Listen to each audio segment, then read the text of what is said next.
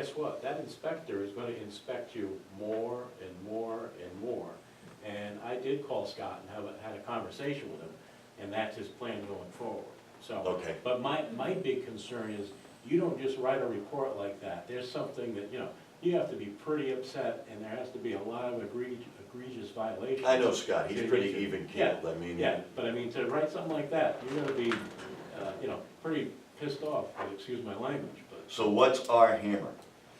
Well, our hammer is that O&G submits bills to the building committee every month. And I'm kind of a lone voice, myself and Peter Benoit are kind of a lone voice. The rest of the crew kind of goes along with it, but I bring up objections to a lot of their charges sometimes, if they did the work, if they didn't do the work, but I can tell you with certainty, if there are certain violations that aren't addressed going forward, I'm gonna move that we don't pay the bills. The other hammer, if you will, is Doug, Owen, and myself have to sign off on those bills. So not only does the building committee have to approve them, which I think they'll probably get through the building committee, because like I said, there's only 2 voices on there, but there's 3 guys that have to sign off on the bills, so. And I think being fire marshal, I think they have their own things that they can bring up. And I didn't bring this up. To the point of even shutting the project down. I don't want to step on the Board of Education's toes, but like anything in every town, when it comes to education, a lot of stuff gets swept under the carpet, and then when they look at right down the street, Killingly, they're still fighting over that school, the high school that's 3 years old. And they're still having problems, because they couldn't wait to sign off on it.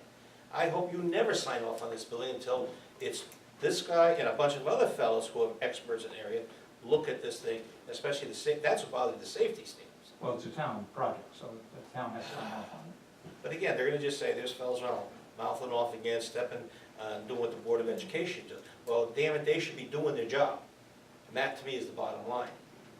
I have a question. I understand that you're asking for the line item there in the meeting to On state the that. agenda. It's gonna On be a the permanent agenda. thing. However, how are you gonna find out about anything? Who's gonna be the source that's gonna tell you? And that's, I think, Well, where your problem lied to begin with, That's, I'm because. just about ready to ask that question. Well, the Fox other- is guarding the hen house. Okay, so step 2 is, the other conversation I had was with Scott, and I told him exactly what transpired, exactly what we're gonna do going forward. And I also told him that, hey, well, he has the official protocol now, that he's gonna also CC and talk to the superintendent, which he had not been doing before. So he's gonna do Okay. that, but then I went one step further and said, look, if you run into any headway, any opposition from ONG, call me. And so, hopefully, I think. Well, you should be calling us, first of Yeah, all. That's I'm right. saying it shouldn't be. I don't know, I haven't Well, seen that I'm report yet. on the building committee, so. Right, but you it know. should be in But I charge didn't of see the that head of the report. building committee. I didn't see that report. You didn't You get one? didn't, did He you just see it? gave me this, I told you. I know, but Right, we but should have Scott been aware of doesn't it. work for the Board of Ed. He Right. works for the board, well, Yeah. for the town, For the town. us. Yeah. Yeah, we should have seen it. And I'm kind of angry at our building official for not going with him and citing some of these violations. There have been building code violations as well as fire code violations. So I'll be talking to our building official tomorrow and say, you go handle Scott, and in his next inspection, you're going with him. I like to see them stagger their inspections. Now, the other thing. We'll sort of get a baseline between the two of them. The other thing on a more positive note, if you haven't been to the high school, the front wing, if you will, where the principal's office was and the guidance office, and then you go down each side, left and right, that is due to be completed and moved in by the end of March.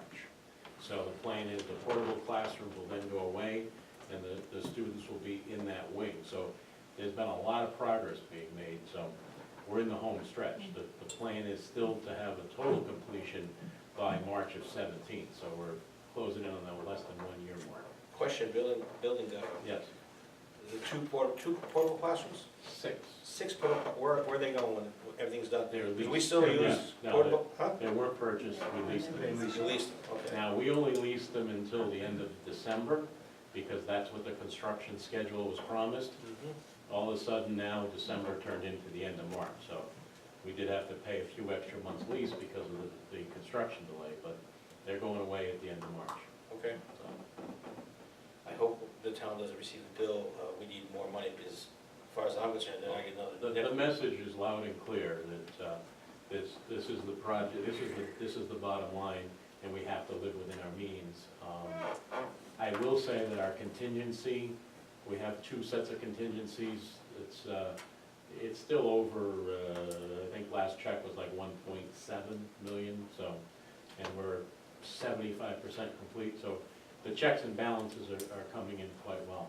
We did have to we had to raise the floor of the gym 3 inches because of the level that was there once they took up all the wood and the floor and things like that. Little things like that kind of get me. Why didn't you check that when you designed the building? But anyway, I still, They had to raise the floor? had to raise the floor to the tune of $25,000. Well, they should be eating that. What's that? Well, they should be eating that. Yeah, well, it's not the way it works. I'm still trying to find where the locker rooms are in the new gym. The locker rooms are gonna be on the other half of the gym, so if you took the old gym, and it's, the dividing wall is already up, the steel is already up for the dividing wall, so the front part of the gym, looking at the front of the building, is gonna be the black box theater. The back part of the gym is gonna be, the locker room. Well, like I said, there's 139 or 129 small towns in Connecticut. There's quite a few people there braving the weather to get to Rocky Hill. And they all know, what, we're getting, 73% reimbursement? Right. They can't understand how you could spend $36 million for less than 300 high school kids. They just can't fathom that. I can't fathom that.